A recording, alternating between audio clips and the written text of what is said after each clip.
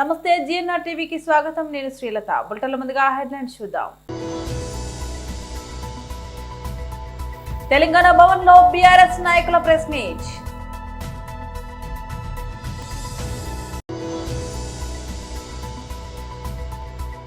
వైఎస్ఆర్సీపీ రాష్ట్ర అధికార ప్రతినిధి పుత్తా శివశంకర్ రెడ్డి ప్రెస్ మీట్.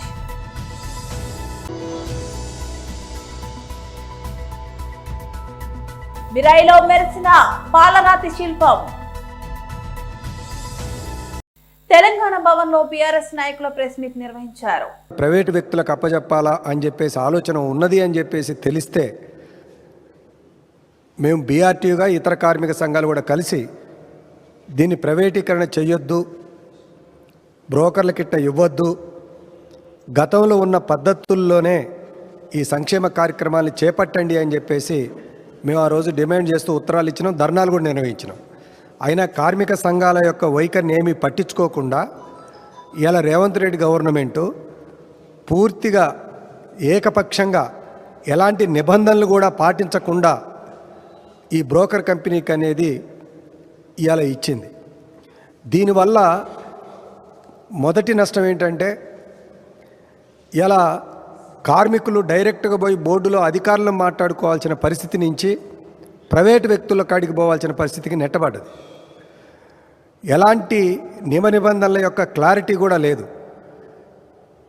ఈరోజు కొన్ని లక్షల మంది భవన నిర్మాణ కార్మికులు తాము కష్టపడ్డ పైసల నుంచి మెంబర్షిప్ తీసుకొని ఇందులో మెంబర్ అయ్యి అదే రకంగా వివిధ రూపాల్లో 1% వచ్చే సెస్ కన్స్ట్రక్షను లేదా కాంట్రాక్టుల నుంచి వచ్చే 1% సెస్ తోటి ఈ నిధులు ఏర్పడతాయి. ఈ నిధుల యొక్క ప్రయోజనాన్ని పొందాల్సిందంతా కూడా కన్స్ట్రక్షన్ కార్మికులు. ఈ కార్మికులు ఇప్పటికీ అధికారుల్లో కాడికి పోయి బోర్డు ద్వారా అనేక సంక్షేమ కార్యక్రమాలు తీసుకుంటున్నారు. ప్రభుత్వంతో మాట్లాడుకొని ఎప్పటికప్పుడు ఈ సంక్షేమ కార్యక్రమాలను పెంచుకుంటున్నారు. కానీ ఈరోజు తీసుకొచ్చుకున్న సుమారుగా 11 సంక్షేమ కార్యక్రమాలు ఇందులో ఉంటాయి.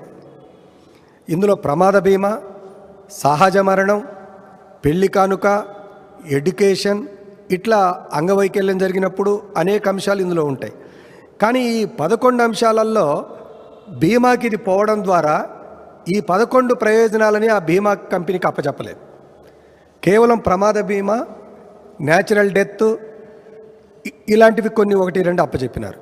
అంటే ఇప్పటివరకు ప్రభుత్వం ఇచ్చిన 11 సంక్షేమ కార్యక్రమాలు ఏవైతే ఉన్నాయో వీటిని వదిలేసే కార్యక్రమం 1 చేపడుతున్నారు. 2 ఈ టెండర్కు ఇవ్వడం ద్వారా ప్రభుత్వం తన చేయాల్సిన పనిని చేయకుండా టెండర్కి ఇచ్చే డబ్బులతోటి కమిషన్లు తీసుకోవడం కోసం ఇవాళ ఈ కార్యక్రమాన్ని చేపడుతున్నారు. ఇంకొక మరింత ముఖ్యమైన అంశం ఏంటంటే ఇప్పటి వరకు బోర్డు పుట్టిన కానించి ఏ ఒక్క సంవత్సరంలో కూడా మొత్తం క్లెయిమ్స్ వచ్చి 346 కోట్లు కాలేదు, 200 కోట్లు దాటలేదు. కానీ అలా ఒకేసారి 346 కోట్లకు దాన్ని పెంచి ఈరోజు టెండర్కి వేయటం అనేది జరిగింది. ఇది కూడా ఒక పెద్ద దుర్వినియోగం. కార్మికుల డబ్బుల్ని పక్కదారికి పట్టించటం, కార్మికులకు ఉపయోగపడే డబ్బుని కొంతమంది దీన్ని అవినీతి రూపంలో పొందటం. మాకున్న సమాచారం ప్రకారంగా వైఎస్ఆర్సీపీ రాష్ట్ర అధికార ప్రతినిధి పుత్తా శివశంకర్ రెడ్డి ప్రెస్ మీట్ నిర్వహించారు. అసత్యాలను ప్రచారం చేస్తూ వారికి బుర్రలో ఏ తడితే అది కథలుగా, ఒక ఊహాగానాలుగా, ఒక ఎదుటి వ్యక్తి క్యారెక్టర్ని అసాసినేట్ చేసే విధంగా ఆ యొక్క తప్పుడు కథనాలు రాస్తూ ఇష్టం వచ్చినట్లు ప్రవర్తించేటువంటి ఆ యొక్క ఈనాడు పత్రిక ఎప్పటిలాగే రామోజీరావు ఉన్నప్పుడు ఒక రకంగా రాస్తే, రామోజీరావు పోయిన తర్వాత వాళ్ళ కొడుకు కిరణ్ ఇక చంద్రబాబు గారికి ప్రాపకం చేస్తూ ఈనాడు పత్రికల పేరు మార్చి చంద్రబాబు పత్రికో, అబద్ధాల పత్రికో, లేకపోతే కనుక అన్ని వాల్యూస్ వదిలేసిన జర్నలిజం అనేటువంటి పేరు పెట్టుకుని నడిపితే బాగుంటది. నిన్న కథనం ఏం రాశారు?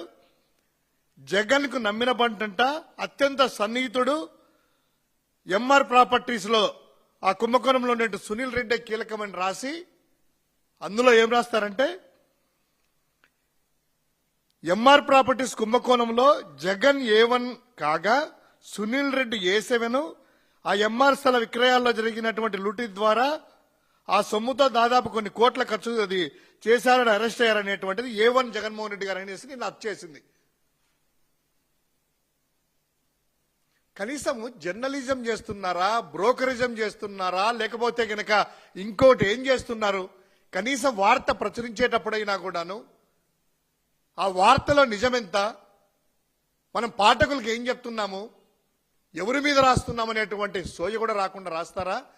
లేకుంటే ఏముందిలే మేము ఎడ రాసినా కూడాను పాఠకులు మేము చెప్పింది కరెక్ట్ అని నమ్ముతారు కదా అనేటువంటి రాస్తారో తెలియదు. కానీ ఈ యొక్క ఎంఆర్ ఆ కేసులో A1 జగన్ నిందితుడా? ఒక్కసారి పబ్లిక్ డొమైన్లో ఉంది, ఆ ఈ కోర్ట్ అనేటువంటి అప్లికేషన్లో కూడా కోర్టు వారి దగ్గర కూడా ఉంది. ఈ యొక్క నిందితుల జీవితం అక్యూజుల లిస్టులో చూస్తే A1 ఎవరు? బీబు ప్రసాద్ ఆచార్య. A2 ఎవరు? Emaar properties PJSC. A3 Emaar hills township. A4 Emaar MGF. A5 stylish homes. A6 Kone Rajendra Prasad. A7 Nareddy Sunil. A1 Jagan అని రాస్తారా? సిగ్గుగా లేదా? కనీసము ఏదో ఆ రిపోర్టర్ ఏదో తప్పుడుగా ఏమైనా ప్రచురించారేమో, ఈ రోజు సవరణ ఏమన్నా ఇస్తారేమో అని ఈ రోజు పేపర్లో చూసాము.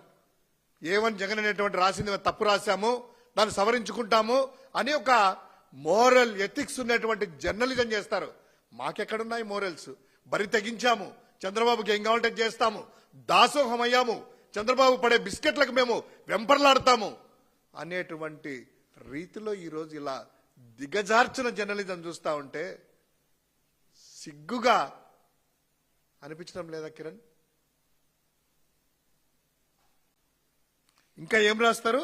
అత్యంత సన్నిహితుడు జగన్కి నమ్మిన బంటంట. వెండితెరపై పూల తోటలు, మంచు కొండలు, వెండల్లో తడిసే వనాలు కనిపించకపోయినా ఆడియన్స్ పెద్దగా బోర్ ఫీల్ అవ్వరు. పాలనురగలతో దూకే జలపాతాలు, గలగలమని ప్రవహించే సెలయేళ్లు పలకరించకపోయినా పట్టించుకోరు. తెరపై విందు భోజనాల వడ్డనపై జరుగుతున్న లైట్ తీసుకుంటారు. అందమైన హీరోయిన్లు తప్ప వాళ్ళ చూపులు మరి దేనికోసమూ వెతకవు. తెరపై అందమైన హీరోయిన్ చూపించే ప్రభావం ఆ రేంజ్ లో ఉంటుంది. మరి ఈ మధ్య కాలంలో ఎక్కువ మంది కుర్రాళ్ళ మనసులను కొల్లగొట్టిన బ్యూటీగా భాగ్యశ్రీ బొర్సే కనిపిస్తుంది. ఆ తర్వాత అంత ఆకర్షణీయంగా అనిపించిన నాయిక ఎవరైనా ఉన్నారా అంటే రితికా నాయక్ అనే చెప్పాలి. మిరాయి సినిమా చూసిన కుర్రాళ్ళంతా తమ హృదయాలను ఆమెకు అప్పగించేసి వచ్చేశారు. పాలరాతి శిల్పం మాదిరిగా ఉన్న ఆ అమ్మాయి ఎవరబ్బా అనే చర్చలు చేసుకుంటూ కనిపించారు. తాను ఇంతకు ముందు అశోకవనంలో అర్జున కళ్యాణం సినిమాలో చేసిందనే విషయం కొంతమందికి తట్టింది. ఎలాంటి అలంకరణలు లేకపోయినా చూపు తిప్పుకొనియేదే అసలైన అందం అంటూ ఉంటారు. ఈ సినిమాలో ఆమె పాత్ర అలాగే కనిపిస్తుంది. భుజాన ఒక సంచి తగిలించుకొని తిరిగే సాధువు ఆమె.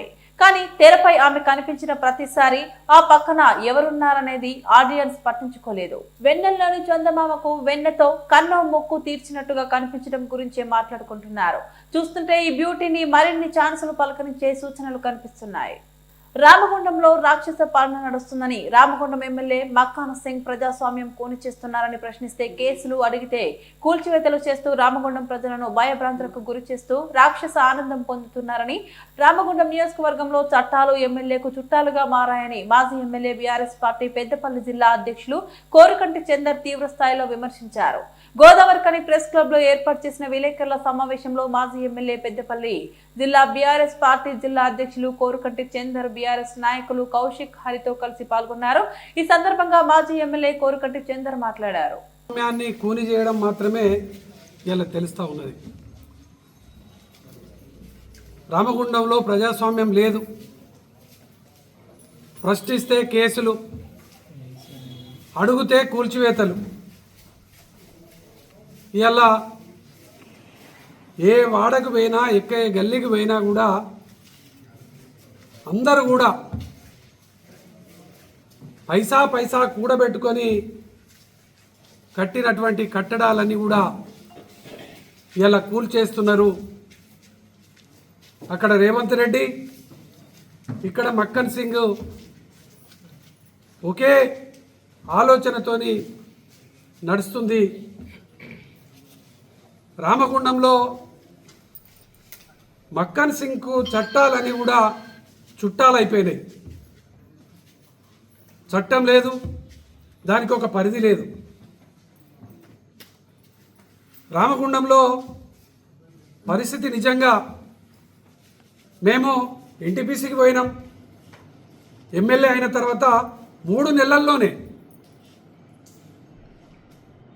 ఆనాడు మేము కౌన్సిలర్గా ఉన్నప్పుడు ఉపాధి చూపించినటువంటి చిరు వ్యాపారస్తులను తీసేసిరు. తెల్లారే మీకు ఉపాధి చూపిస్తామని చెప్పేసి ఆ మార్కెట్ కాడికి పోయి గోడ కూలినట్టు కూలగొట్టే పని పెట్టిరు. వాళ్ళు కేసు పెట్టిరు ఎన్టీపీసీలు. అసలు అవగాహన ఉండి పని జరుగుతుందా, కక్ష సాధింపుతో పని జరుగుతుందా అర్థం కాని పరిస్థితి అలా రామగుండంలో పాలన నడుస్తూ ఉన్నది. మేము ఆ చిరు వ్యాపారస్తులకు నీడ చూపెట్టండి, జరిగినటువంటి నష్టానికి నష్టపరిహారం కల్పించండి అని డిమాండ్ చేస్తే కొంతమంది పాలేర్లతోని ఏది పడితే అది మాట్లాడిస్తాడు. అక్కడి నుంచి వచ్చేసి గాంధీ మార్కెట్ కూలగొట్టిండు. దాని మీద అసలు వాళ్లకు ముందస్తు సమాచారం లేదు. లక్షలాది రూపాయలు వాళ్ళు మట్టిపాలైపోయినాయి. దాని తర్వాత వెంటనే తోటవేని ఎన్నికల సమయంలో ఏదో ఈ ఎమ్మెల్యేకు వ్యతిరేకంగా మాట్లాడిండని ఆయనను టార్గెట్ చేసి ఆ శివాజీనగర్ మార్కెట్ మొత్తం కూలగొట్టిండు ఇక్కడి నుంచి అక్కడి దాకా. దాన్ని రోడ్డు వెడల్పు అని అంటారు.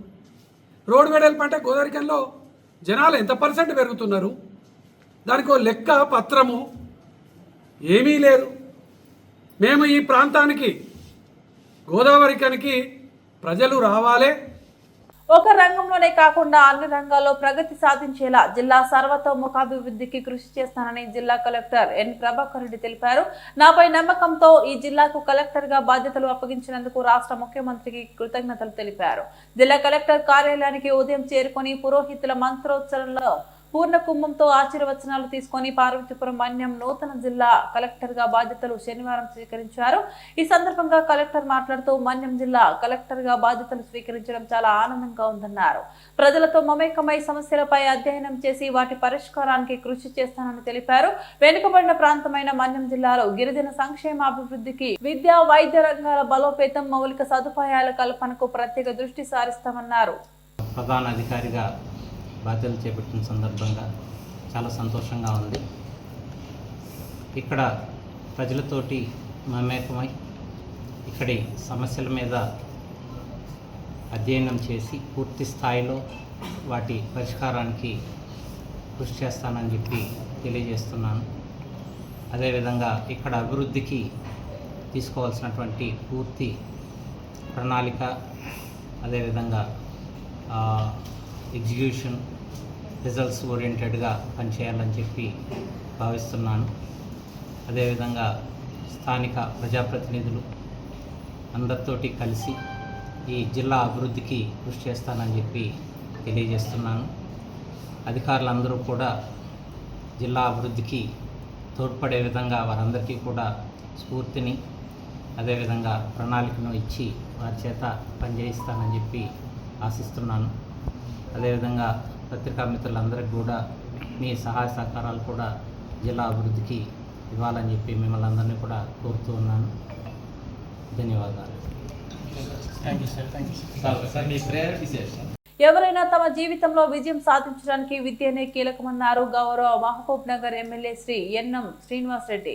మహబూబ్ నగర్ జిల్లా private schools association, Telangana recognition schools management association ఆధ్వర్యంలో మహబూబ్ నగర్ నగరంలోని ఏఎస్ఎన్ ఫంక్షన్ హాల్లో జరిగిన ఆచార్య దేవోభవ కార్యక్రమానికి ఆయన ముఖ్య అతిథిగా హాజరై ప్రైవేట్ విద్యా సంస్థల ఉత్తమ కరస్పాండెంట్లకు మరియు ఉత్తమ ఉపాధ్యాయులకు పురస్కారాలు అందజేసి ఘనంగా సన్మానించి వారికి శుభాకాంక్షలు తెలియజేశారు. 30 మంది పిల్లలు క్లాసెస్ స్టార్ట్ చేసిండ్రని ఓకే, మన ప్రైవేట్ ఇంజనీరింగ్ కాలేజ్ కూడా ఒకటి తెలుసుకున్నాం. రాబోయే 10 సంవత్సరాలలో మనకు 10,000 మంది ఇంజనీర్లు మన మహబూబ్ నగర్ పిల్లలు తయారయ్యి రెడీగా ఉంటాం. ఈరోజు మీకు లక్ష్యం ఉంది. ప్రతి స్కూల్ నుంచి కూడా మన IIITలో ప్రతి స్కూల్ నుంచి 2-3 అడ్మిషన్స్ తీసుకొచ్చే బాధ్యత టీచర్లుగా మీరు, మేనేజ్మెంట్గా మీరు తీసుకోవాలని చెప్పి కోరుకుంటా ఉన్నాం. మన IIIT తెచ్చుకున్నది ఎక్కడో ప్రాంతం వాళ్ళు వచ్చి ఇక్కడ సీట్లు తీసుకోవడానికి కాదు. ప్రిఫరెన్స్ మన మహబూబ్ నగర్ బిడ్డలే మన ఇన్స్టిట్యూట్లలో మ్యాక్సిమం చదువుకోవాలన్న కోరిక ఆలోచనతో అడ్మిషన్స్ చూసినాం. అడిగిన వీసీ గారిని ఎన్ని ఉన్నాయి అడ్మిషన్స్ అంటే అవుట్ ఆఫ్ 240 IIITలో మన అడ్మిషన్స్ 30 కూడా దాటలే. కాంపిటీషన్లో మనం నెంబర్ 1 రావాలి. మన పిల్లలు IIITలో ఖచ్చితంగా 50% అడ్మిషన్స్ నెక్స్ట్ ఇయర్ రావాలి. ఆ బాధ్యత మీరు వీళ్ళు అందరు కలిసి తీసుకోవాలి. ఇంజనీరింగ్ కాలేజ్ ఉంది ఇప్పుడు మొత్తం ఫుల్ అయిపోయినాయి. మిగతా ప్రాంతాల్లో ఫుల్ కాలే. కానీ మన పాలమూరు యూనివర్సిటీకి మనం తెచ్చుకున్న గౌరవంతో పిల్లలు ఎక్కడెక్కడ నుంచో నమ్మకంతో ఈరోజు ఇంజనీరింగ్ కాలేజీలలో 240కి 240 ఫిల్అప్ 180కి ఫిల్అప్ అయిపోయినాయి. దాంట్లో కూడా 30% మన పిల్లల అడ్మిషన్స్ ఉన్నాయి. 100% మన పిల్లలే మన పాలమూరు యూనివర్సిటీ ఇంజనీరింగ్లో అడ్మిషన్ పొందేటట్టుగా మీరు అందరూ కూడా మన పిల్లల్ని తయారు చేయాలి. ఎందుకంటే మన పిల్లలు ఎక్కడో పోయి చదువుకోవాల్సిన అవసరం లేదు. బాసరకు పోయి చదువుకోవాల్సిన అవసరం లేదు. హైదరాబాద్కి పోయి చదువుకోవాల్సిన అవసరం లేదు. ఇక్కడే మనకు ఆ ఫెసిలిటీస్ మనం కల్పిస్తూ ఉన్నాం. ఇక్కడనే మన పిల్లలు చదువుకునేటట్టుగా, వాళ్ళకు మంచి ర్యాంకులు వచ్చేటట్టుగా, మంచి మార్కులు వచ్చేటట్టుగా మీరందరూ కూడా మన పిల్లలకు తర్ఫీదు ఇవ్వాలి, వాళ్ళని మోటివేట్ చేయాలి. ఇదంతా సమిష్టి బాధ్యత. కాబట్టి ఈ టీచర్స్ డే సందర్భంగా మనందరికీ లక్ష్యం ఉండాలని చెప్పి మేము గుర్తు చేస్తూ ఉన్నాం. ఇప్పటికే టైం ఎక్కువైపోయింది, ఆకలి అవుతూ ఉంది. కాబట్టి దీంతో ముగిస్తూ మళ్ళీ ఖచ్చితంగా మన స్కూల్స్ తెలంగాణ వ్యాప్తంగా ఉత్తమమైన ఫలితాలు అందించేటట్టుగా మన అందరం కృషి చేయాలని చెప్పి కోరుకుంటూ సెలవు తీసుకుంటా ఉన్నాను. జై తెలంగాణ, జై హింద్. హెచ్ఎంఎస్ గౌరవ అధ్యక్షులు కల్వకుంట్ల కవిత సింగరేణి సీఎండీని కలిసి సింగరేణి లాభాల్లో కార్మికులకు 35% పైగా వాటా ఇవ్వాలని, అలియాస్ పేర్ల కార్మికుల సమస్యలు మానవతా దృక్పథంతో పరిష్కరించాలని, వెంటనే మెడికల్ బోర్డు ఏర్పాటు చేయాలని, అలాగే పలు సమస్యలు వివరించడం జరిగిందని, సమస్యలను పరిష్కరిస్తామని సీఎండీ హామీ ఇచ్చారని మీడియా ద్వారా తెలిపారు. అలియాస్ పేర్ల విషయంలో ఈ మధ్య కాలంలోనే కాంగ్రెస్ ప్రభుత్వం వచ్చిన తర్వాత 4 ఉద్యోగులను సస్పెండ్ చేశారు, డిస్మిస్ చేశారు. వాళ్ళని తక్షణమే వెనక్కి తీసుకోవాలని చెప్పి మేము డిమాండ్ చేయడం జరిగింది. దానికి వారు సానుకూలంగా స్పందించారు. చాలా హార్ష్గా నిర్ణయం తీసుకున్నారు అనేటటువంటి ఆలోచన కూడా చేశారు. కేసీఆర్ గారు ఉన్నప్పుడు చూసి చూడనట్టుగా అలియాస్ పేర్లు ఉన్నటువంటి వాళ్లకు ఫ్రీడమ్ ఇచ్చి వాళ్ళు కొనసాగేలాగా చేసినాం. అదే ఒరవడి కొనసాగించాలని చెప్పి డిమాండ్ చేసినాం. ఇప్పుడు ఆల్రెడీ తీసేసినటువంటి 4 మాత్రం వెనక్కి తీసుకోమని మేము డిమాండ్ చేసినాం. హెచ్ఎంఎస్ ఆధ్వర్యంలో ఆ డిమాండ్లు సాధించుకుంటామనేటటువంటి విశ్వాసం మాకు ఉన్నది. ఎట్ ద సేమ్ టైం కొత్త మైన్స్ ఓపెన్ చేయాలి, కొత్త మైన్స్ ఓపెన్ చేసి కొత్త ఉద్యోగాలు ఇవ్వాలనేటటువంటి డిమాండ్ని కూడా చేసి రియాజ్ అన్న గారు మేము కూడా మరి ఎక్కడెక్కడ కొత్త మైన్లు ఉన్నాయి, ఎక్కడ కొత్త షాఫ్ట్ ఓపెన్ చేసి తక్షణమే ముందుకు తీసుకెళ్ళొచ్చు అనేటటువంటి అంశాన్ని కూడా చెప్పడం జరిగింది. దాంతోపాటు ప్రత్యేకించి ఎస్టీపీపీలో ఏదైతే ల్యాండ్ లూజర్స్ ఉన్నారో, భూ నిర్వాసితులు ఉన్నారో 1600 మంది ఉన్నారు, వాళ్ళకైతే జాబ్ ఇవ్వాలని అడిగినాం. ఆ జియో సపోర్ట్ చేయడం లేదని సీఎండీ గారు చెప్తే కూడా ఇదివరకు ఖైరీగూడెంలో ఇచ్చినటువంటి విషయాన్ని కూడా వారికి గుర్తు చేయడం జరిగింది. మరి ఆ లైన్లో ఈ ప్రభుత్వం ఆలోచన చేయాలని చేస్తుందని కూడా నేను కోరుకుంటూ ఉన్నాను. ఎట్ ద సేమ్ టైం నిన్న మొన్న మెడికల్ బోర్డు పెట్టి మరి ఏదైతే 50 మందిని అన్ఫిట్ చేయకుండా 1 సంవత్సర పాటు వేతనం లేకుండా వారి కుటుంబాలని అలా రోడ్డబడికట్ చేసినారో దాని మీద తక్షణమే స్పందించి మరి మెడికల్ బోర్డు ఇవన్నీ కాదు, పాత విఆర్ఎస్ తీసుకురండి. పాత విఆర్ఎస్ స్కీమ్ ఏదైతే 2 సంవత్సరాలు ఉన్నటువంటి కార్మికుడికి ఒక ఫ్రీడమ్ ఇచ్చి వాళ్ళు ఎవరిని కోరుకుంటే వాళ్ళ జాబ్లోకి తీసుకునే విధానాన్ని తీసుకురండి అని చెప్పి రియాజ్ అన్న గారు మేమందరం కూడా కోరడం జరిగింది. దాని పట్ల కూడా ఆలోచన చేస్తాం. దాని కాస్టింగ్ ఎంత అవుతుంది అని చెప్పమని సీఎండీ గారు చెప్పినారు. అదంతా కూడా హెచ్ఎంఎస్ నుండి మేము ఇంకా ముందు సబ్మిట్ చేయడం కూడా జరుగుతుంది. ఇట్లా 1 కాదు 2 కాదు ఏదైతే ప్యాంప్లెట్ వేసి ఉన్నామో దాంట్లో ఉన్నటువంటి దాదాపు 30 సమస్యల మీద మాట్లాడినాము. అన్నిటికన్నా ముఖ్యం ఇప్పుడు ఉండేటటువంటి హాస్పిటల్లో కనీసం మందు గోళీలు కూడా దొరుకుతలేవు. డాక్టర్ కనీసం చేయబట్టుకొని కూడా చూస్తలేడు ఏరియా హాస్పిటల్లో. దీన్ని తీవ్రంగా పరిగణించాలి, డాక్టర్స్ అందుబాటులో ఉండేలాగా చేయాలని చెప్పి కూడా మేము డిమాండ్ చేయడం జరిగింది.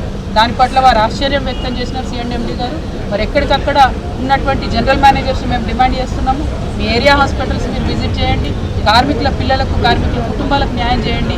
రిఫరల్ సిస్టమ్ చాలా దారుణమైన పరిస్థితిలో ఉంది, దాన్ని మీరు కంప్లీట్గా ఒకసారి రీఎవాల్యుయేట్ చేయండి అని కూడా మేము డిమాండ్ చేయడం జరిగింది. అన్నిటికన్నా ఎక్కువ మరి చిన్నపిల్లలకు స్కూల్స్ ఏవైతే ఉన్నాయో ప్రతి ఏరియాలో కూడా సిబిఎస్ఈ స్కూల్స్ పెట్టాలని కూడా మేము డిమాండ్ చేయడం జరిగింది. సో వీటన్నిటి మీద కూడా మేము ఫాలో అప్ చేస్తాం. అవసరమైన కాడ ప్రభుత్వం తగ్గి రాని దగ్గర కూడా ఖచ్చితంగా వెంటబడి ప్రజా ఉద్యమాలను కూడా చేస్తామని ఈ సందర్భంగా తెలియజేస్తున్నాం. లాభాల్లో వాటాని మరి తక్షణమే ప్రకటించాలని చెప్పి మేము కోరడం జరిగింది. దసరా కన్నా ముందే వచ్చేటటువంటి జీతాలలో ఇంక్లూడ్ చేయాలి. అది ఎంత ప్రకటిస్తున్నారు అన్నది ఇమీడియట్గా చెప్పండి అని మేము అడిగినాం. 35% పైనే ఉండాలి కానీ అంతకన్నా తక్కువ ఉండకూడదు అనేటటువంటి డిమాండ్ కూడా కార్మికులందరి మనసులో ఉంది. కాబట్టి ఆ విధంగానే యాజమాన్యం నిర్ణయం తీసుకుంటుందని తీసుకోవాలని చెప్పి కూడా మేము కోరడం జరిగింది. Thank you. జై తెలంగాణ, జై సింగరేణి, జై హెచ్ఎంఐ. బులెటిన్ ముగించే ముందు మరోసారి హెడ్లైన్స్ చూద్దాం. తెలంగాణ భవన్ లో బీఆర్ఎస్ నాయకుల ప్రెస్ మీట్.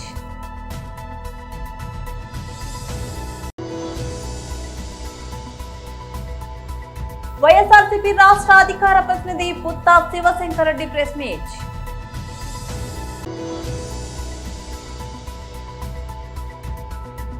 మిరాయిలో మెరిసిన పాలరాతి శిల్పం. ఇవి బులెటిన్ అప్డేట్స్. మరో బులెటిన్ మళ్ళీ కలుద్దాం. అంతవరకు సెలవు. నమస్తే.